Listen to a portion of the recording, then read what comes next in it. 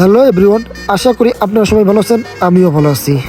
আজ বাড়ির পাশেই মেলা, প্রতি বছরেই মেলা হয়, প্রতি বছর ঘুরতে আসি। যাই হোক, বাইরে ছিলাম, ঘোরা হয়নি।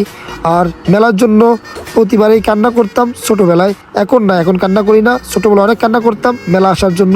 যাই হোক, আমার মতন যারা যারা কান্না করছিলেন ছোটোবেলায় অবশ্যই কমেন্টে জানাবেন। চলো দেখা যাক। আহা